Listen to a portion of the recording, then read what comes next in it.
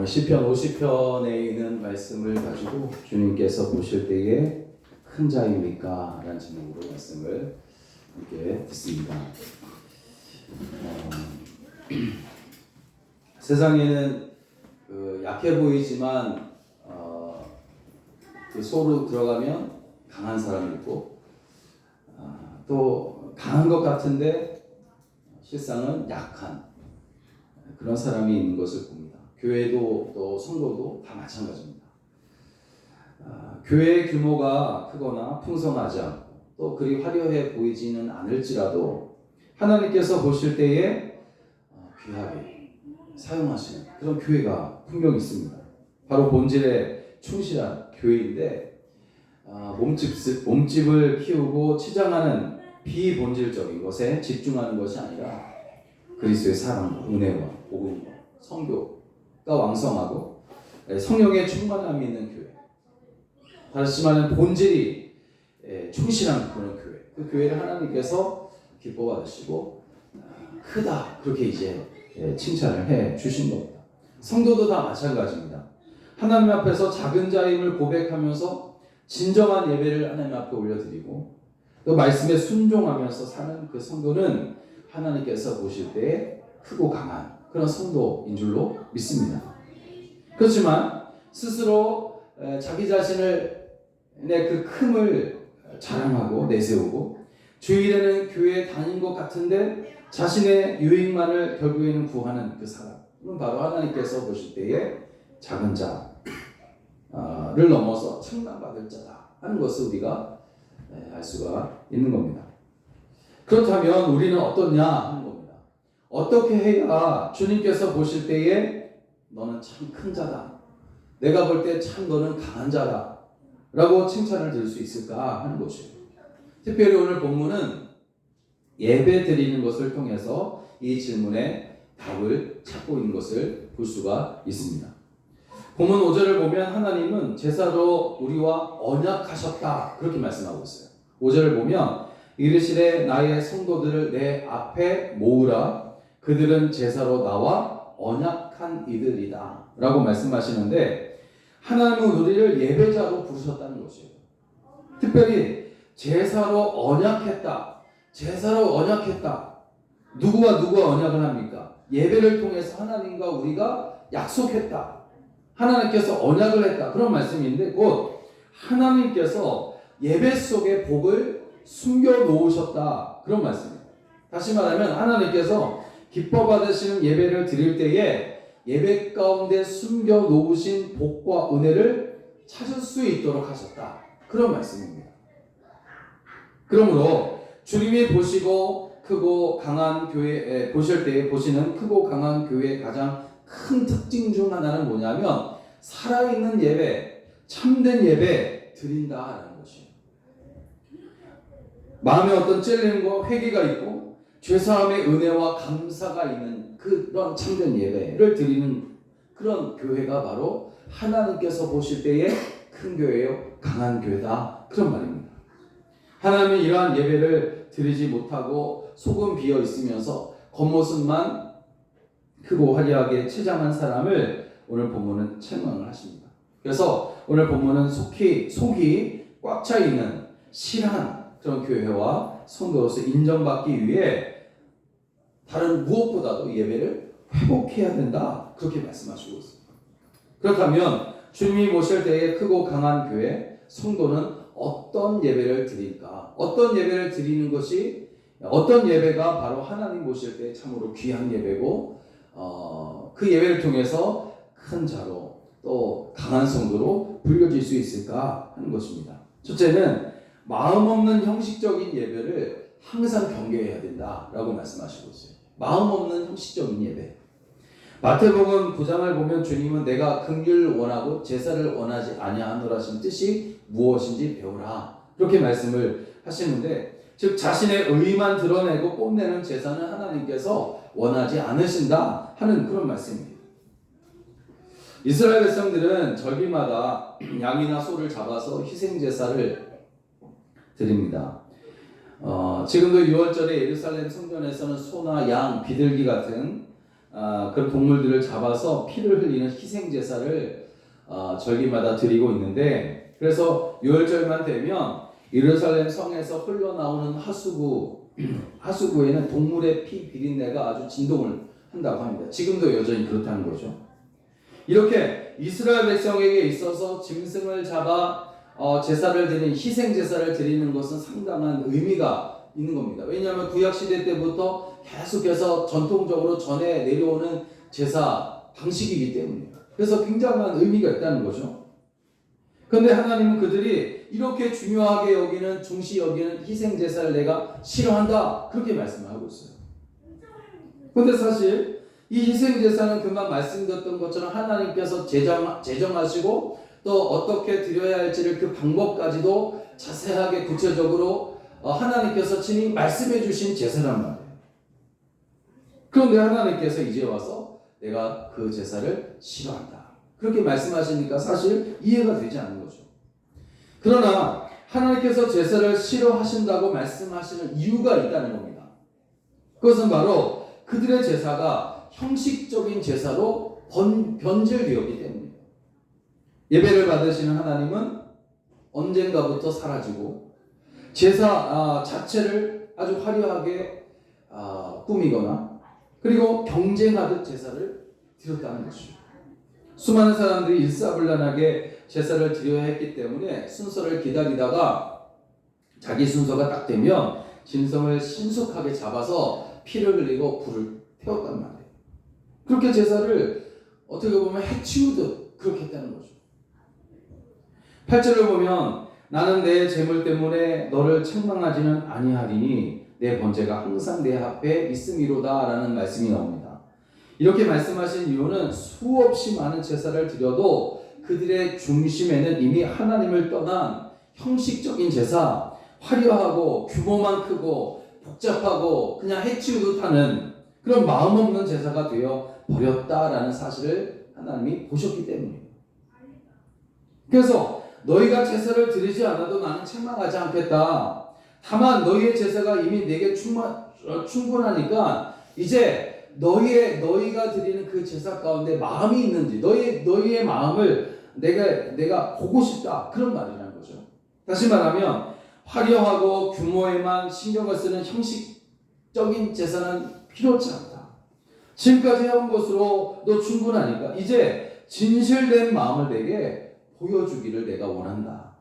너희의 배가 초라해도 상관없어. 너희가 드리는 제사가 부자가 많은 제물을 드리면서 자신을 뽐내는 그런 제사가 되지 않기를 나는 원한다. 내가 보고 싶은 것은 제사를 드리는 너희의 그 진실된 마음이다, 그런 말이에요. 오래전에 한번 어느 찬양 모임에서 목격했던 것이 기억이 나는데, 여자 청년 한 명이 두 손을 높이 들고 그 찬양하는 모습이 대형 화면에 잡히면서 많은 사람들이 참 은혜를 받은 것 같았습니다. 그런데 조금 지나서 한 늦은 청년이 조금 늦은 한 남자 청년이 이곳저곳을 이렇게 기울이다가 바로 그 자매 옆에 자리가 하나가 비어 있는 것을 발견하게 된 겁니다. 그래서 가가지고 들어가게 조금만 비켜달라고 그렇게 이야기를 하는 것 같았어요. 그때 손을 이제 들고 은혜롭게 찬양을 하던 그 자매가 방해받는 것이 불쾌하다는 표정으로 이제 자리를 비켜주지 않는 거죠. 그래서 이 남자 청년이 민망해가지고 다른 곳으로 자리를 찾아 가는 것을 봤습니다. 여러분, 주님께서 진정으로 받으시는 예배와 찬양은 어떤 것일까 하는 것이죠. 주님은 여러분 분명 우리의 삶 속에서도 동일하게 드려지는 그런 삶의 고백으로서의 찬양과 예배를 원하실 것이 분명해요. 여러분, 진정으로 복 있는 사람은 이렇게 형식적인 예배, 마음이 없는 예배, 이런 예배를 경계하고 신실한 예배, 정말 진정한 마음으로 드리는 그런 예배, 그것을 원하신다는 겁니다. 진실된 마음은 어떤 마음이겠어요? 자신을 낮추고 하나님을 높이는 마음, 회개하며 주님을 사모하는 마음. 그래서 여러분, 예배를 통해서 우리를 향하신 하나님의 마음을 우리가 확인하고 우리도 하나님을 향한 마음이 변하지 않았다라는 사실을 예배 때마다 새롭게 할 때에 그것이 신실하고 복이 있는 그런 예배자, 또 화려하지는 않지만 주님 보실 때에 크고 강한 그런 성도라고 인정받게 된다는 것이죠. 오늘 여러분 이런 형식적인 예배를 경계하고 정말 마음을 다해서 드리고 진실된 마음으로 드리고 또 하나님을 온전히 높여드리고 나는 낮추는, 그래서 하나님께 영광 올려드리는 그런 예배 드리게 되시길 주의 이름으로 부탁을 드립니다. 두 번째는 어떤 예배를 우리가 드려야 되냐면 하나님을 상 주시는 하나님을 기억하고 기대하면서 예배를 드려야 된다, 그런 말이에요. 25절을 보면 하나님을 잊어버린 너희여 라고 하면서 하나님께서 책망하시고 있는 것을 볼 수가 있습니다. 제사를 드리고 있는 사람들에게 너희가 하나님을 잊어버렸다, 이게 무슨 말이겠어요? 제사를 드리려고 이렇게 나왔는데 하나님께서 말씀하시는 거예요. 너희가 나를 잊어버렸다, 그렇게 말씀하세요. 이렇게 하신 이유는 곧 하나님께서 베푸신 은혜를 기억하지 못하고 있거나 그것을 버렸다, 그런 말입니다. 여러분, 하나님은 생명이시기 때문에 하나님을 잃어버렸다, 잊었다, 그런 말은 무슨 말이겠어요? 그것은 바로 곧 생명을 잃었다는 것이고, 즉 죽은 예배를 드리고 있었다라는 것이에요. 여러분, 죽은 믿음이 아닌 것처럼 죽은 예배도 예배가 아니다라는 사실 우리가 냉정하게 인정을 해야 합니다. 그러므로 여러분, 하나님의 백성은 생명 없는 예배, 참 진리를 상실해버린 그런 삶, 또 불순종하는 신앙생활을 항상 조심해야 되는데, 특별히 생명 없는 예배를 하나님께서 받으실 리 없다라는 사실을 우리는 알아야 됩니다. 이런 사실을 참 많은 사람들이 잊어버리고 또 이렇게 냉철하게 판단을 하지 못하는 것 같아요. 지금 예배를 드리고 있으니 죽은 예배라도 예배가 아니냐, 그렇게 얘기를 하지만 사실 여러분, 죽은 예배는 예배가 아니잖아요. 이런 죽은 믿음도 사실 믿음이라 그것도 믿음이 아니냐, 그렇게 이야기를 하지만 여러분, 죽은 믿음이 믿음입니까? 믿음이 아니잖아요. 그런데 생명이 없는 예배를 드리고 있으면서 내가 지금 예배를 드리고 있다라고 말하니, 여러분, 당연히 하나님께서 사랑하는 자에게 주시는 상을 그 가운데서 기대할 수가 없는 거예요.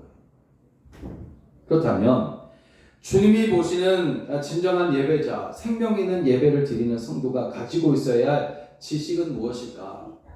살아있는 예배, 생명 있는 예배를 드릴 수 있는 방법이 무엇일까? 어떤 지식을 가지고 있어야 정말 이러한 예배를, 생명 있는 예배를 드릴 수 있을까 하는 것이에요.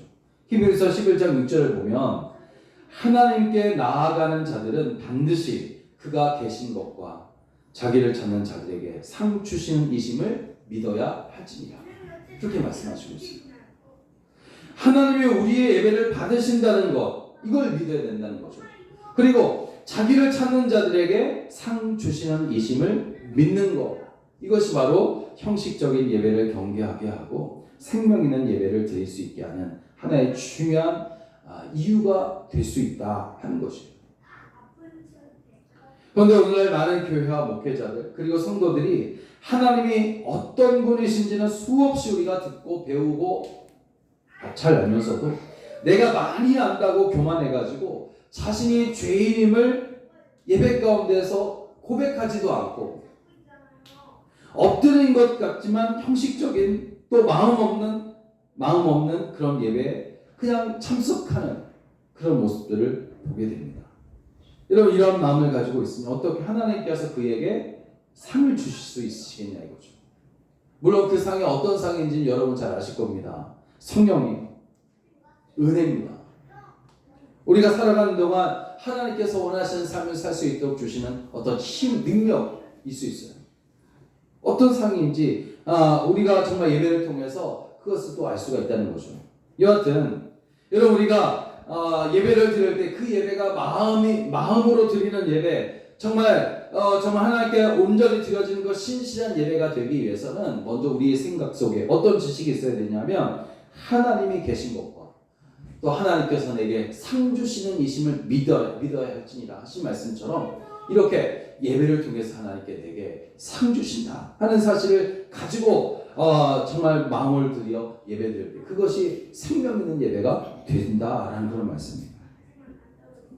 미국의 34대 대통령인 아이젠하워는 그 링컨 대통령에 못지않는 아주 훌륭한 그런 신앙생활을 했던 그런 이제 이 대통령이다 그렇게 이야기를 합니다. 1959년에 이 구소련의 그 후르시초프가 정상회담을 위해서 미국을 방문했는데 그 회담 날이 주일로 잡힌 거예요. 그래서 이 아이젠하워는 예배를 드리기 위해서 주일에 잡혀 있는 이 회담 시간 1시간 이렇게 좀 늦춰달라는 그런 요청을 하고는 예배를 드리고 회담에 참석을 하게 됩니다. 이렇게 아이젠하워는 그 평소에도 바쁜 업무를 이유로 인해서 교회를 빠진 일이 없었다는 거죠. 예배 드리는 이것을 아주 생명보다 귀하게 여겼다. 독일이 이제 그 세계대전을 일으키고 나라 간의 어려운 사건이 많이 터졌던 그런 시기임에도 불구하고 이 아이젠하워는 탁월한 리더십으로 그런 어려운 일들 다 해결하고 미국이라는 아주 강력한 나라를 만드는 데 큰 역할을 했다는 거죠. 여러분, 하나님은 우리가 진정한 예배자가 되기를 원하십니다. 이 사실을 잊은 채 형식적인 예배, 마음 없는 예배에 참석하고는 왜 하나님 상을 주시지 않으십니까? 하면서 불평하고 원망을 하고 있지는 않느냐 하는 것이에요. 하나님이 누구신지 오늘 우리는 기억해야 합니다. 또 그분은 살아서 역사하시는 분이라는 사실 우리가 알아야 합니다. 우리에게 은혜를 베푸셨고 또 우리에게 베푸시는 주님이시라는 사실 우리가 믿어야 된다는 거죠. 신령과 진정으로 예배드리는 성도에게 상 주시는 예심을 늘 기억하고 또 기대하는 그런 예배자가 되시기를 주의 이름으로 축원합니다. 또 마지막으로 주님이 보실 때 큰 사람은 어떤 사람이냐면 삶이 감사 예배인 사람입니다. 삶이 감사 예배인 삶. 여러분, 예배의 주제는 무엇보다도 이제 감사입니다. 받은 은혜에 감사하고 또 받을 은혜의 믿음으로 감사할 때에 하나님께서 기뻐하시는 예배가 되고 또 그 감사가 결국에는 하나님께 영광이 된다는 거죠. 14절을 보면 감사로 하나님께 제사를 드리며 그렇게 말했고 23절에서는 감사로 제사를 드린 자가 나를 영화롭게 한다. 그렇게 말씀하고 있어요. 감사를 모른다. 그게 뭡니까? 곧 하나님의 은혜를 모른다. 그런 말이고 이것은 하나님이 없는 생활을 하고 있다는 것을 의미하는 거예요. 그러나 감사하고 있다는 게 뭡니까? 감사하고 있다는 것. 그것은 하나님께서 내게 베푸시는 은혜를 내가 잊지 않고 있다. 그런 말이지 않겠습니까? 그런데 감사는 은혜를 기억한다고 다 되는 것이 아닙니다. 기억만 하는 것이 아니라 표현하는 것이 정말 어떻게 보면 더 중요한 거예요. 우리는 감사하다, 사랑한다, 미안한다, 미안하다와 같은 말들을 잘하지 못하며 살고 있는 것 같습니다. 물론 많이 표현하는 사람도 있지만 그러나 한때 말하지 않아도 감사하고 말하지 않아도 알고 있다 하는 어떤 이런 말들이 낭만적이었을 때가 있었다는 거죠. 이 때문인지 몰라도 하나님께 감사를 표현하는 것에도 사실 인색한 것이 우리나라 사람의 어떤 하나의 모습인 것 같아요. 하나님, 제 마음 아시죠? 마음으로만 믿고 마음만 감사하면 되지 않습니까? 또는 하나님, 세상 사는 것이 너무 힘들고 바쁘고 지쳐서 감사할 겨를이 없습니다. 그러니 주일 예배 드릴 때만 감사하는 것으로만 이해해 주십시오 하는 그런 이렇게 기도하는 사람도 사실 많이 봤어요. 찬양 가사 중에 다 표현 못해도 나 표현하리라, 다 고백 못해도 나 고백하리라, 다 알 수 없어도 나 알아가리라, 다 닮지 못해도 나 닮아가리라 하는 그런 찬양 가사가 여러분 기억날 겁니다. 표현하고 고백하고 알아가고 닮아가는 것. 찬양하기는 쉬워도 사실 우리나라 정서로 볼 때 사실 정말 어려운 것일 수 있다는 말이죠. 오늘 예수님께서도 나병을 고침받은 10명의 환자 중에 9명은 감사를 표현하지 않는 그 9명 때문에 사실 예수님의 마음이 참 불편했던 것 같아요. 그렇지만 자기가 나은 것을 알고 안 즉시 감사하기 위해서 예수님께로 돌아온 한 명의 그 나병 환자 때문에 주님께서 얼마나 기뻐하셨냐 이거죠. 어찌 보면 살아있는 예배를 드린다는 것은 적극적으로 감사를 표현하는 것이다. 그렇게 말할 수 있습니다. 기도하며 찬양할 때 기쁨으로 하고 말씀을 들을 때에도 아멘으로 표현하고 하나님께 정성을 다해서 예물을 드리는 것도 다 모두가 다 표현하는 거예요. 여러분 오늘날 얼마나 많은 교회가 감사로 드리는 예배는 사라지고 수백 명, 수십 명 성가대가 오케스트라의 풀 오케스트라죠. 이 연주에 맞춰서 노래를 부를 때 막 흥분하며 거룩해 보이고 또 화려한 조명으로 교회를 막 분위기고 어떤 교회는 막 예배 드릴 때에 눈 얘기를 하면 눈이 내리고 막 이 안개 얘기하면 안개가 막 바닥에서 올라오고 하는 그런 이벤트성 교회가 얼마나 많지. 그런 교회들도 봤어요. 근데 사실 여러분 큰 것 같지만 화려해 보이는 것 같지만 하나님 보실 때 얼마나 우습겠어요. 작지만 하나님께서 보실 때 큰 교회는 다른 거 소용없어요. 감사로 제사를 드리는 거예요. 성도들이 함께 모여서 하나님께서 베풀어 주신 은혜를 기억하고 또 베풀어 주실 은혜를 기대하면서 감사하는 마음으로 드리는 그런 예배. 그것이 바로 하나님이 기뻐하시고 영광 받으시는 예배가 되는 줄로 믿습니다.